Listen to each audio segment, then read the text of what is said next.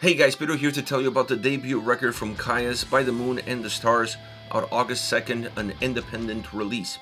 The album has 10 tracks, 44 minutes in length, and they are a Canadian melodic death metal band.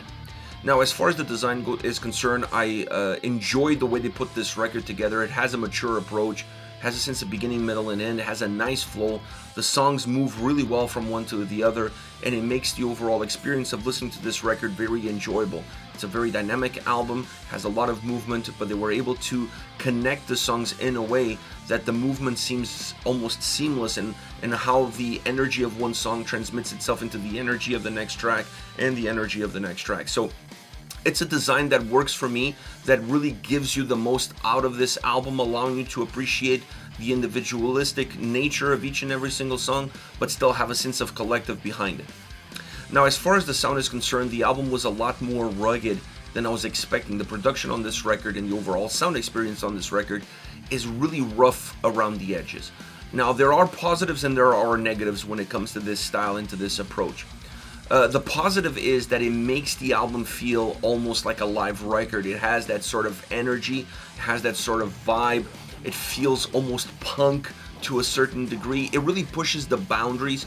It makes the album at times feel a little bit more aggressive, a little bit more intense, and you're adding and you're creating heaviness by bringing all the elements together in order for that big wall of sound to really hit the listener hard. So these are the positives of going with this approach. For me, the negatives of going for this approach is that you're losing the more melodic side of the album because it's harder to separate the heaviness from the melody, because all of it has that ruggedness.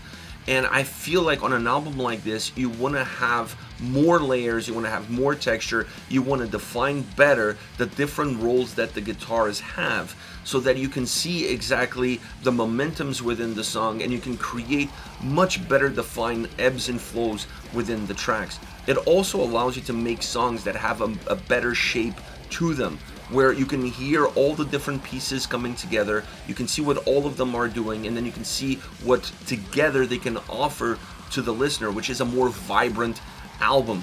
This record was very swampy from that standpoint. It's very murky because of the production and style approach that they have, and I think you lose that definition specifically on the melodic side. And you can hear it when the songs go either into a solo section or they bring in a nice melodic riff. The melodic riffs, perhaps more than the solos, don't really break away because the ruggedness of sound is still present there, and all it does is they start to make the song feel a little bit more narrow, because with the heaviness behind them during the heavier side of the sound on this album, the songs feel a little bit bigger. But once you get into that melodic sense, the drums lose a little bit of steam at the bottom end, and by losing a little bit of steam at the bottom end, they become a little bit more dispersed at the top. And then when you have that dispersed drum sound mixed in with a more melodic driven and penetrating guitar sound, you have a song that starts to lose a little bit of size. And I would like to see the size of the songs not change regardless of the dynamics within the tracks, regardless of the different textures that you want to infuse within the tracks as far as the guitars are concerned. You also see it with the bass.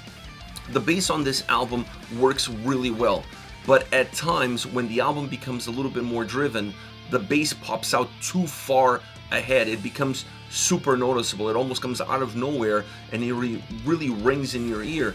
And I think it was better blended during the heavier side, because that wall of sound being dense, it's harder to detect all the different elements, so it suits that style a lot better. But once you start to narrow the songs, the bass kind of stays outside of that range and it becomes a little bit more noticeable. And by becoming a little bit more noticeable on a melodic sense, it becomes a little bit more jolting.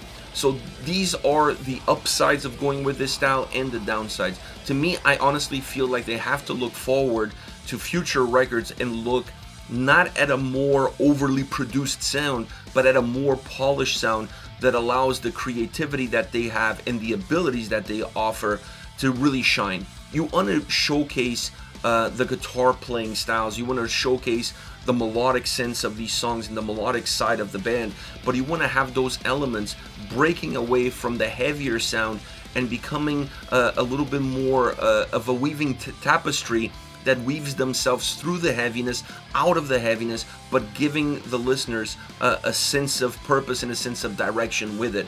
It's not really there with this album due to the production and the overall experience, but I think the tools are there for them to reach that point. And for a melodic death metal band that really wants to create this sort of sound and this sort of essence, I think the genre has moved away from a production like this, and they've moved more into a clear approach, a more clear design, a sound that is also warmer, that has more texture to it, that's better defined.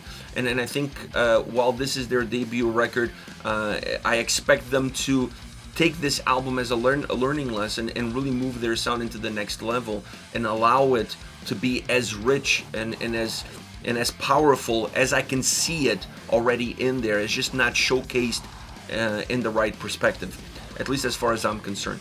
But as far as the vocals go, I enjoy the vocal approach. I love the ruggedness. I mean, if you want to infuse ruggedness into the sound, let the vocals do that, because the vocals on this album already have that undeniable ruggedness to them, that swampiness to them. So having that element there, adding to the sound that also has that vibe, once again, it becomes condensed. It becomes a more denser experience all around. I think having a little bit more of that richer sound with that vocal style, then you become a little bit more separated. The vocals separate themselves from the pack, and believe it or not, by separating themselves from the pack, they become better integrated into the overall essence of the album. Because there were certain songs on this record that the ruggedness of the vocals, it's so jarring with the ruggedness of the sound at the same time that the two actually separate from one another. And that's not what you want. You want them to better blend and to create a much better blended approach so that everybody is pulling and pushing in the same direction. And at times on this record, I didn't get that sort of experience. But undeniably, a great debut record that showcases the talent of the band. I enjoy a lot of these songs, but once again, for me, the production, I want to see something a little bit better. This comes across almost as a demo, and I think for a band with these kind of tools, with this kind of creativity, they can go far. They just have to approach the next album with a little bit more of a feel for what the songs can be, how big they can get, and have a little bit more edges, have a little bit more space, have a little bit more direction, have a little bit more shape all around, and move away from this more dense overall lifestyle, live performance style approach that this record puts forward. As far as favorite songs are concerned, I want to mention Span of Time. It has a great opening riff that becomes the main riff of the track. The bass works really well in this song beneath it, with the drums beneath it as well, allowing that riff to kind of carry you through, and then the other elements are helping that riff be pushed through. It's a song that has certain pockets where it's a little bit heavier, where the drums feel a little bit bigger. They feel like they have a little bit more at the bottom end.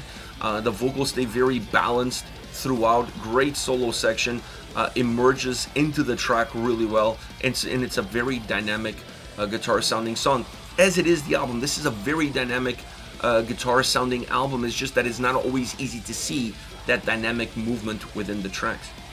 Next, we have my favorite song on the entire record, Deadwood. I love this track. To me, it's the most complete song on the record. It's a song where that ruggedness of sound and ruggedness of vocals works. They work. They create a sense of darkness within this track that allows the song to really come together perfectly. Has great solo sections. I also love that, and I felt like the solos on this specific song help break away a little bit from that density, and then having a simple, easy, catchy chorus kind of tied it all together. It's a really well crafted song, really well executed, and it's a song that it's written perfectly for the sound, for the execution, for the overall experience that this record offers. Last but not least, Terminus, super pounding song. Once again, very dynamic with the guitars, very driven. The drums are heavy in this track, but the guitars really take center stage. The vocals add to the intensity and aggression of the song. I think this is a track that also vocally ties in really well to what the sound experience on the track is all about. I enjoy the bass tremendously on this song because you can hear it, but it's more of a nuance, which is exactly what you want on a track like this. But once again, another guitar dynamic sounding song that has a lot of movement. Really enjoyed this track as well. This is it. Caius with By the Moon and the Stars, out August 2nd. Hit me up in the comment section. Let me know your thoughts, and I'll see you all at the next video. Take care, guys.